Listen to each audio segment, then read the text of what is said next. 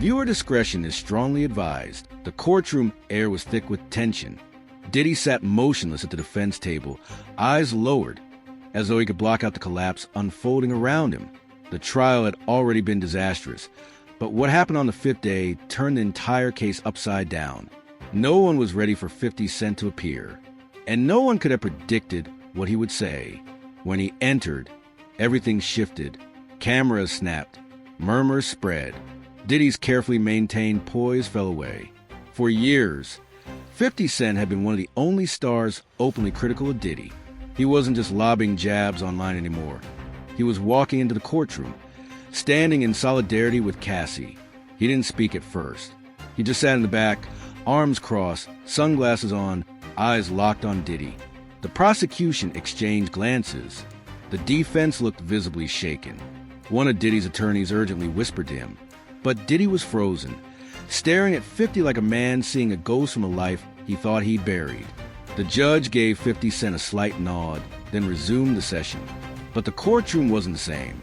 An undercurrent of anticipation ran through the room. Diddy shifted in his seat, clenching his jaw. His fingers twitched. He knew 50 wasn't just there to observe. He was there to act. When court broke for lunch, reporters surged forward. Cameras rolled. Microphones crowded in. And then 50 spoke. "I've watched this industry protect the wrong people for too long," he said. "Cassie's brave. She's not alone, not anymore." He went on to describe years of unsettling encounters with Diddy. Things others laughed off. He had seen them for what they really were. He confirmed he'd been aiding Cassie's legal team, providing photos, phone logs, and a statement from a former bodyguard. Then came the knockout blow. He was funding an independent investigation into Diddy's past. Cassie's attorneys thanked him publicly. Diddy's lawyers dismissed it as a stunt. But inside the courtroom, the impact was clear. Cassie returned to the witness stand that afternoon, different. She walked with purpose, voice steady but sharper. She looked jurors in the eyes. "I'm not afraid anymore," she said. "Not now." She spoke of a 2017 trip to the Hamptons where she was locked in a guest house for 2 days after texting another artist. "He told me I embarrassed him. He said I was his property." The defense objected. Overruled. She described Diddy's unwritten rules, who she could talk to, where she could stand, when she could leave. It wasn't a relationship. It was domination. Then she turned to the gallery. "Some of you have seen what he's done. I hope you speak up too." In the back, Diddy's eyes blazed. His breathing grew louder. He was unraveling. 50 Cent didn't move, just nodded slightly. Cassie's words landed harder this time, not just because of what she said, but because of who stood with her. Jurors leaned in. One shook their head. Another took rapid notes. It was no longer just Cassie versus Diddy. It was Cassie and 50 Cent against a decaying empire. Inside Diddy's legal team, panic set in.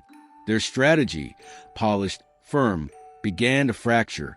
That night, they reportedly held a marathon meeting. Should they admit faults? Pivot to sympathy? Their control of the narrative was slipping. The prosecution struck fast. They brought forward 2 new witnesses, a former tour manager who saw Diddy punch a wall after yelling at Cassie, and an ex-assistant ordered to track Cassie's location hourly. The judge allowed both. The jury paid close attention. Juror number 7 leaned in. Juror number 11, once distracted, was now glued to the stand. Diddy stopped taking notes. He muttered to his attorneys, head in his hands. A courtroom artist captured the moment. Outside, the world responded. 50's statement flooded TikTok, Instagram, and X. Over 60 million views in 12 hours. Celebrities reacted. Justin Bieber scrubbed old praise posts. Mary J. Blige deleted photos. Viola Davis voiced support. Cardi B posted, "Protect women, no matter how powerful the man is." Then came the moment that would define the entire trial. Cassie, poised and calm, recounted a chilling memory from 2018. She spoke of Diddy's Miami estate, where she claimed she was locked in a private room for over 24 hours. Her offense? Speaking casually to another music executive. The courtroom leaned in. The tension was sharp, every eye fixed on her. As she detailed the isolation, the humiliation, Diddy began to visibly react. First, he shook his head.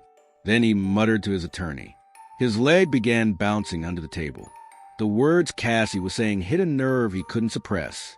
And then it happened. That's not what happened. Diddy roared, slamming his hand against the defense table. The sharp thud reverberated off the courtroom walls like a warning shot. Gasps filled the room. Even the court reporter stopped typing.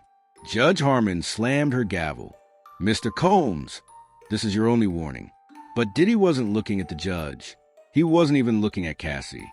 His eyes were locked on 50 Cent. You've been waiting for this, haven't you? He growled, voice trembling with fury.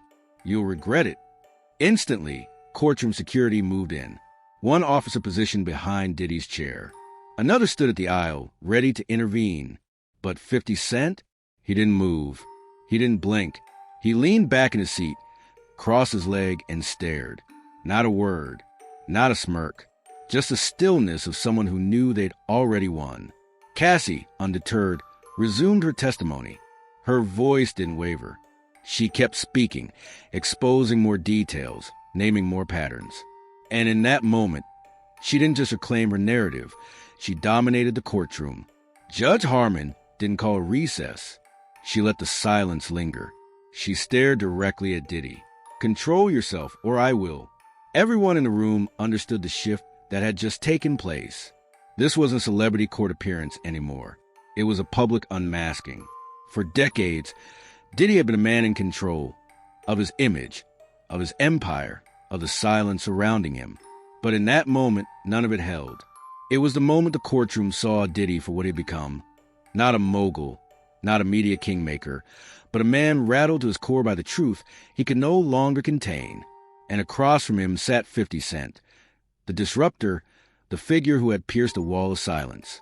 He didn't need a mic. He didn't need another speech. His presence alone had flipped the trial's momentum. What started as a standard day of testimony ended in chaos, confrontation, and irreversible damage to Diddy's image. The mask had slipped, and it wasn't coming back on. Silence gripped the courtroom. Not a phone buzzed, not a cough escaped. The man once hailed as a cultural giant now sat small, hunched, and visibly shaken. Diddy didn't speak again that day. He didn't have to. His outburst had said it all. The power, the control, the curated calm, it all collapsed in seconds. The media outside had already begun reporting it. Diddy snaps in court. But inside the room, it felt like something even bigger had cracked. Cassie's final moments on the stand were resolute. She wasn't just testifying anymore. She was leading a reckoning. Her composure only sharpened the contrast with Diddy's unraveling. She referenced one more disturbing incident, then ended with a quiet but powerful statement. For years, I thought no one would believe me. Now I know I'm not alone. 50 Cent remained motionless, the immovable pillar in the storm. He had done what no other celebrity had dared. Put his reputation on the line in a courtroom, not for clout, but for truth. His silence amplified Cassie's voice. And together, they shifted the ground beneath the trial. Social media exploded. Within hours, clips from the trial went viral.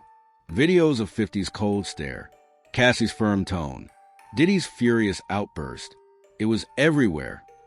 Instagram reels, TikTok duets, Twitter threads. News anchors played the footage like breaking news. Hashtags trended worldwide, and the ripple effects reached far. Justin Bieber, once closely affiliated with Diddy, deleted old posts. Cardi B tweeted, "It takes guts to speak out. Cassie is strength." Drake liked a post that read, "Silence is complicity." Inside Diddy's circle, panic erupted. At Revolt, his media empire, emergency meetings were called. Sponsors began to distance themselves. A former producer, anonymous for over a decade, tweeted, "I kept my mouth shut. Not anymore." By the end of the day, it wasn't just a legal trial. It was cultural justice unfolding in real time. Courtroom artists sketched Diddy with his head in his hands. Reporters wrote of a man who had once filled arenas, now unable to even hold eye contact. Jurors took furious notes. One shook their head in disbelief. Another simply stared. Diddy's attorneys huddled, whispering nonstop. But nothing could reverse what had just happened. The mask was gone. The legend dented, and no amount of PR could rebuild what had just collapsed before a federal judge and a nation watching. This wasn't just about one testimony. It was about a system, a silence, and a figure who once stood at the center of it all, now collapsing in front of everyone. The empire hadn't just cracked. It was crumbling, and the man once known as untouchable had just become the face of a downfall no one could stop. It all changed on day 5, when 50 Cent showed up and Diddy finally lost control.